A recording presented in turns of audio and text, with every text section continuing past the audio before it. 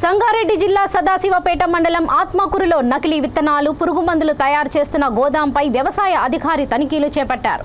గ్రామానికి చెందిన నేరుడు నాగేష్ అనే రైతు, జైన్ ఉదయ్ కుమార్ అనే పత్తి విత్తనాల వ్యాపారి వద్ద విత్తనాలు కొనుగోలు చేసి 4 ఎకరాలలో పంట వేయగా మొత్తం పంట నష్టపోయిందని వాపోయాడు. ఈ విషయం బాధితుడు వ్యవసాయ అధికారులకు తెలపగా పంట నష్టపరిహారం ఇస్తానని అప్పట్లో గ్రామ పెద్దల సమక్షంలో ఉదయ్ కుమార్ ఒప్పుకున్నాడు.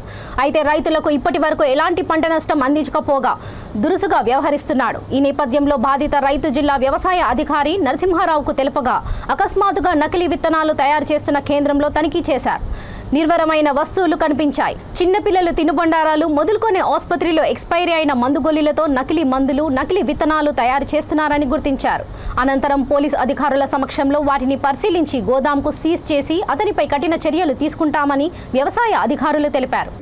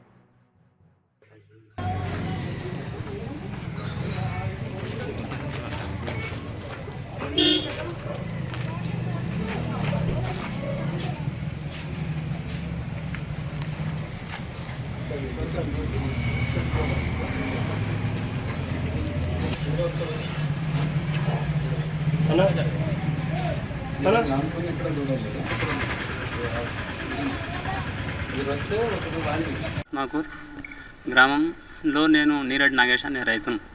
అయితే నిరుడు ఈయన దగ్గర మందులు తీసుకున్న పత్తి జైన ఉదయ్ కుమార్ జైన్ ఈయన దగ్గర మందులు తీసుకున్నా 4 ఎకరాలు కొట్టిన. 4 ఎకరాలు కొడితే 4 ఎకరాలు మొత్తం ఇట్లా ఎండిపోయి లాస్ అయితే పెద్ద మనుషుల దగ్గరికి పోయినాం. పెద్ద మనుషుల దగ్గరికి పోతే అగ్రికల్చర్ మేడం గిన వచ్చింది. ఏవో మేడం వచ్చి అందరు కలిసి వచ్చి నాకు ఈడ కంప్లైంట్ ఇచ్చిన. ఏవో మేడం కంప్లైంట్ ఇస్తే వచ్చి నేను మాట్లాడతామని చెప్పేసి అన్నారు.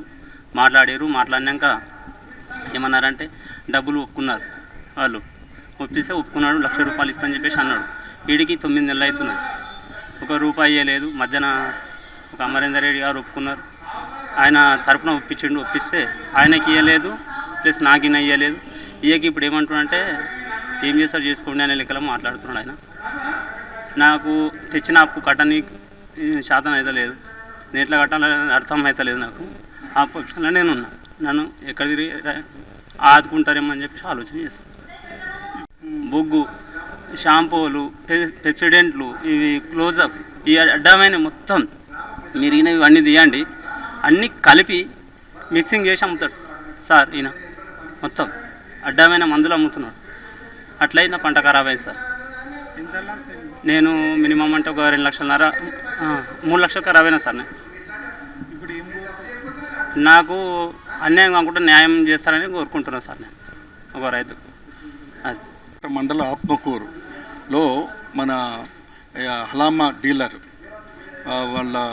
వాళ్ళు నకిలీ విత్తనాలు అలాగనే మన పురుగు మందులు అమ్ముతున్నారు అనేటువంటి విషయంలో మన రైతులు దీని మీద వీని ఇచ్చినటువంటి నకిలీ విత్తనాల నకిలీ పురుగు మందులు వాడి నష్టపోయారనే ఒక అభియోగం మీద మన కలెక్టర్ గారి ఆదేశాలతోటి నేను ఇక్కడికి రావడం జరిగింది. బట్ ఇంట్లో ఈయన అనాథరైజ్డ్గా గోడౌన్లో కొంత సీడ్ని అలాగనే మన వీడిసైడ్స్ దాన్ని ఉంచడం జరిగింది. దాని మీద మరి ఇప్పుడు పరిశీలించి దాని మీద యాక్షన్ చేసుకోవడం జరుగుతూ ఉంటుంది. ఇప్పుడే మనం వచ్చింది యాక్చువల్గా దాన్ని వెరిఫై చేయడానికి చేశాము. కొంత అనాథరైజ్డ్ స్టోర్లో మనకి కొంత పత్తి విత్తనాలు ఉన్నాయి. వాటిని పరిశీలించి వాటిని 6A కింద బుక్ చేయడం జరుగుతుంది. అలాగనే ఇదమ్మది దాన్ని గ్లైఫోసైట్ అనే వీడిసైడ్ కూడా మనకి అనాథరైజ్డ్గా కనిపిస్తూ ఉంది. దానికి సంబంధించిన బిల్స్ వివరాలన్నీ కూడా తెప్పించుకుంటున్నాము. అవి ప్రాపర్గా ఉన్నాయో లేదో చూసుకొని వాటి మీద కూడా అటెండిటీ సీజ్ చేసి వాటి మీద చట్ట ప్రకారంగా యాక్షన్ తీసుకోవడం జరుగుతుంది. సీడ్ ఉందిగా కొంత నష్టపోయిన రైతుకి దాని మీద కూడా విచారణ చేసి ఎంక్వైరీ చేశాము. దానికి అనుగుణంగా వాటికి సంబంధించినటువంటి చర్యలు తీసుకోవడం జరుగుతుంది.